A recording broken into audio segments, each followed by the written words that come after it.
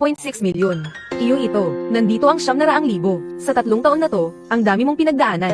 Alam ng nanay mo na hindi kulang ang 900,000. Sa labas, ang 1 taon ng pagbibenta ng siopaw, ng tram, 000 hanggang 600,000 lang ang kita. Sabi ng nanay ko, paano mo dadalhin ang ganitong kalaking pera?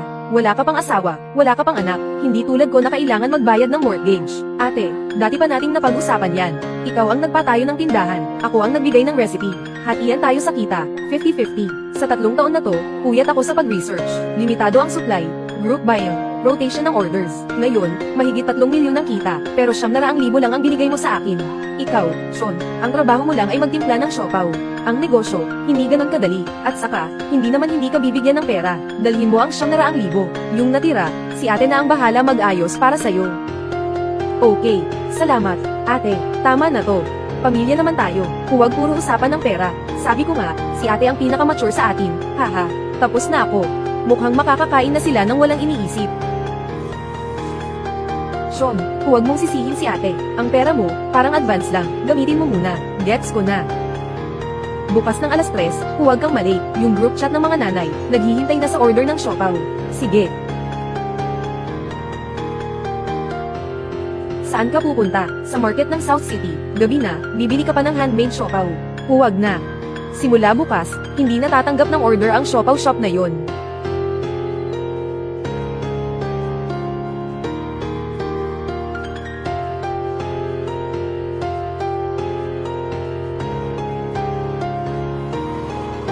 Ngayon, kailangan ng 200 bags ng fresh shrimp siopaw. Ang dami nag-follow up sa group chat kagabi. Ngayon, last batch na lang ang pre-order. Simula ngayon, hindi na tatanggap ng order mula sa kabila. Anong ibig sabihin nito? Nag-away ka ba ni ate? Hanggang ngayon na lang ang sahod. Ito ang payslip. Bawat isa, may kalahating buwan na bonus. Salamat sa pagpuyat. Natapos nyo ang last batch ng siopaw. Huwag nyong pabayaan ang mga suki. Sean, alam ba ni ate ang tungkol sa pera? Ito ang binigay ko sa inyo. Ikaw, bata ka, ikaw nga mismo, niloko ka na, tapos nag-aalala ka pa sa amin. Hindi pwedeng ikaw ang nasa gitna ng gulo. Ate Lynn. Sa susunod, saan ka man magpunta, ihahatid pa rin kita. Kapag kailangan ka, hahanapin kita. Dapat dalhin mo na lahat ng to. Oo, kung tatanungin ka ng tita mo. Sabi mo, akin yan. Hindi ba parang nagtitinda lang tayo ng pandesal? Parang laboratorio pa rin ang ayos dito. Yung tablet, ako ang bumili niyan. Nandyan yung recipe at notes ng customer. Sa loob ng 3 taon, isa-isa kong inayos lahat ng yan. Isa-isa kong in-export at binura ang mga files dito. Lynn, bakit ikaw ang nasa harap ngayon? Ito na ang huling batch ngayong araw. Sa likod, pansamantalang stop muna ang orders. Matagal ba ang pause? Wala ka namang sakit, baka ikaw na naman ang may drama. Kung magpalit ka ng lugar, sabihin mo lang sa akin. Ang anak ko, gusto ang lasa mo. 8, 50, binuksan ko yung app na ginawa ko. Sinare ko ang shortcut entry.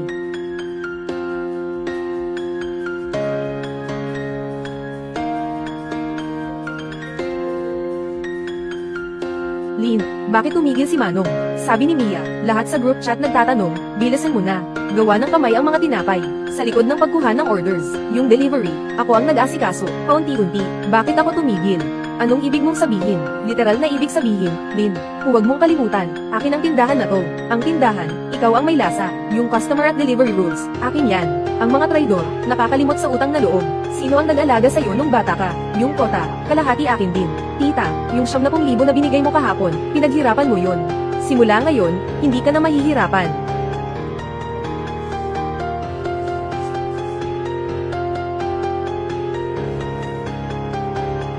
Manong, huwag ka nang lumingon. Hindi na babalik. Sinabi ko kay tita na magpapahinga ako ng ilang araw. Sa totoo lang, pumunta ako sa kabilang barangay. Yung palengke doon. Sa likod, may maliit na kitchen na 10 square meters. Mura lang ang renta dito. Sa pinto, pwedeng kunin ang shelf ng libre.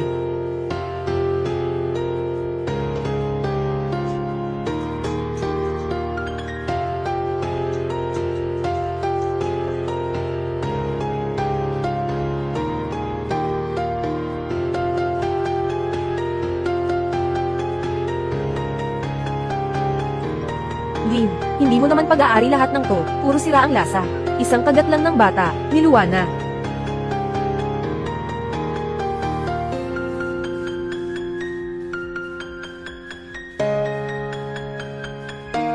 Ano, Little Max? Little Max, magkano lahat ng cable at order mo? Ate, hindi ba sabi mo, tagagawa lang ako ng siopaw? Sa harap at likod ng pantalon, gumastos ako ng 300,000. Ngayon Luigi na, hindi ba dapat may kinalaman ka? Iyan ang pantalon mo. Hindi iyan ang standard mo. Hindi rin iyan ang customer mo.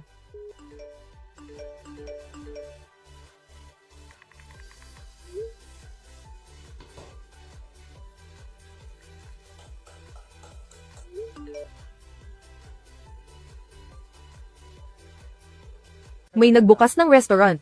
May gumagawa ng siopaw. Ang dami mong pinipili. Karaniwang tao, pag bumibili ng karne, hindi tinitingnan kung mataba o payat. Tulungan mo akong paghiwa-hiwalayan ng karne na ito. Little Ron. Kakapasok mo lang. Pag bumibili ng karne, hindi lang basta bili. Tinanong mo kung doble presyo. Tinanong mo kung anong karne ang ginamit mo dati. Tinanong mo pa kung saan galing ang hipon. Anong gulay ang kailangan sa bahay. Gusto niya bumili, ibenta mo na. Hindi ka ba natatakot na baka totohanin niya, tapos pareho lang, walang silbi. Anong ibig mong sabihin? Yung 3 mataba, 7 payat, simula lang yan. Pag ilang beses na nilagyan ng yelo at asin, kailan mo ilalagay? Gaano katagal mo hihinto? Pag sobra ang init ng sangkap, hindi na pwedeng haluin. Hindi niya alam. Sinasabi ko lang, yung tanong niya kanina, mukhang seryoso siya. May dala pa siyang notebook para mag-notes. Ang dami na ngayong may notebook, pero konti lang ang nakakaalam kung paano mabuhay gamit ang isang mangkok ng kanin. Kanina, si Boss Hugo nagpadala na naman ng picture. Si Cousin Jenny, nag-aaway sila ng siopaw vendor. Umalis na si Ate Lee. Sabi niya, pag ganyan ka pa rin, baka may mangyari sa pagkain. Alam ko na, maya-maya may bagong code na naman. Sasagutin ko na, sumigaw si ate, lumabas si Little Max. Anong gusto mo talaga? Pinatigil mo ang group buying. Pinatigil mo ang cold chain. Ngayon pati meat shop, hindi na kami makabili ng maayos. Gusto mo bang sirain ang buong pamilya ko? Wala akong sinabi. Ang tindi ng mura niya. Nagpanggap ka pang hindi naririnig. Alam mo ba, itong tindahan na to, dito kumukuha ng pera ang buong pamilya namin. Maganda yang sinabi mo. Dati, sabi niya, parang extra lang daw ako dito. Ngayon, inaamin na rin niya. Pero hindi tindahan ang tunay na pinagkukunan ng pera. Si tita talaga ang dahilan. Hindi ako yung nagbibigay ng pera. Ako lang yung taga-ayos ng mga bagay. Binaba ko na ang tawag, pero nag-voice message pa siya. Ganun pa rin ang drama niya. Konting kibot, nagagalit o umiiyak. Pag hindi umubra ang iyak, binabalik ang mga lumang issue. Tumawag ako kay tita at kay Mark. Tita, hindi ko naman gustong bumalik. Kayo ang hindi makabitaw sa akin. Ayoko na ng kahit anong parte. Kahit 3 bahagi, kulang pa raw. Huwag kang masyadong setim. Kahapon sabi mo, 9,000, sapat na. Ma, huwag mo na siyang pakiusapan. Hindi ba naghihintay pa ng kontrata yung kantin sa opisina? Pag nakuha natin yun, magkakapera na tayo. Narinig ko na lahat. Kantin sa opisina. Tatanungin ko si Boss Hugo. Yung lumang tindahan, ngayon, halos 20 kahon na lang ang natitira. Hindi pa rin maayos ang pagbalik ng mga paninda. Naglalakas loob siyang humingi ng 3,000. Alam niyang hindi titigil si tita. Gusto niyang samantalahin ang pangalan ng luma, pati mas malaking pera, gusto niyang kunin. Pagkalipas ng kalahating buwan, may bagong maliit na trial run. Noong araw na yun, si Ate Weng ang unang dumating. Ang liit naman nito. Huwag mo munang i-post sa group, tulungan mo akong tikman. Mas malinis pa dito kaysa kay tita. Huwag mo siyang banggitin, baka maapektuhan ang pagkain. Dito sa amin, maliit lang ang trial run. Pero sa lumang tindahan, lalo silang nagmamadali. Nabayaran na ang down payment ng bahay ni Jenny. May natitirang balanse pa, pati gastos sa renovation at handaan. Hindi makuha ni tita ang mahigit 300,000. Kaya tuloy-tuloy ang pagkuha ng pera sa labas para matakpan ng butas. 2 araw kong pinatay ang lumang number. Ang hirap linisin ng cellphone. Sa 3 araw, binuksan ko ulit ang lumang WeChat. Sa group chat ng pamilya, pinagalitan ako ni Tito, wala raw akong konsensya. Sabi ng pinsan ko, sobra na raw ang ginawa ko. Nagpadala ng voice message ang isang malayong tita. Sabi niya, mataas na raw ang blood pressure ni tita. Huwag ko raw isugal ang pamilya dahil lang sa pera. May mga customer pang nag-PM ng mga screenshot ng refund. Mga litrato ng sugat. May nagtanong kung ako pa rin daw ang sumasalo sa tindahan. May nagtanong din kung ako raw ang nagturo sa training ng franchise. Narinig kong may tumulong dati na si Mia.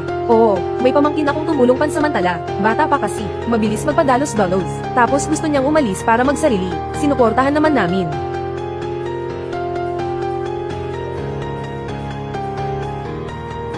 Hindi ako yun. Ipinasa ko kay Boss Wu ang soft promo. Mabilis ang sagot ni Boss Wu. Sira na talaga siya. Ngayon lang, pina-reserve pa niya sa akin ang 200 kilo ng pork front leg. Sabi raw ng opisina nila, 3,000 bags ang kailangan. Maya-maya lang, tumawag din ang may-ari ng lumang pwesto.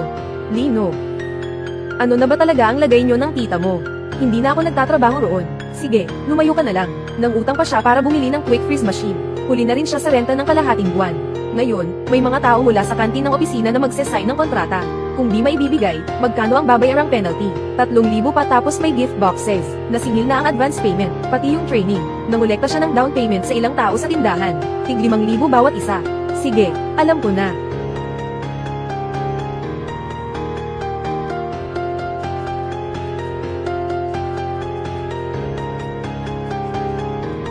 Nang hapon, pumunta ako sa harap ng lumang tindahan sa likod na eskinita. Mas magulo pa pala kaysa sa inaakala ko. Anong ginagawa mo rito? Titingin lang ako. Bakit niyo ibinenta ang pangalan ko? Huwag kang mag-ingay dito. Sinong nagpagamit sa inyo ng mga salitang yan? Si mama ang nagpagamit, sa amin ang pantalon, sa amin din ang pangalan. Pamangkin ka lang, huwag kang makialam ng sobra. Ate Lynn, bakit mo siya tinatawag? Ako na ang may hawak ng tindahan ngayon. Nasaan si Auntie Joe? Bayad sa balik at second delivery. Bayad sa delivery ng malamig na chain truck. At ang refund fee ng mga kahon mula kahapon. Dapat masettle na to ngayon. Wala si mama. Kung wala siya, tawagan mo siya. Nasaan?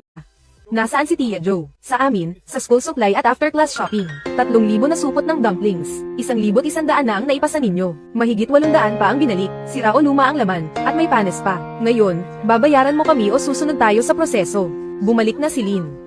Grabe, bakit naging ganito ang negosyo nila? Sundin natin ang kontrata. Ate Joe, 3,200 ang bayad sa balik produkto at reverse delivery.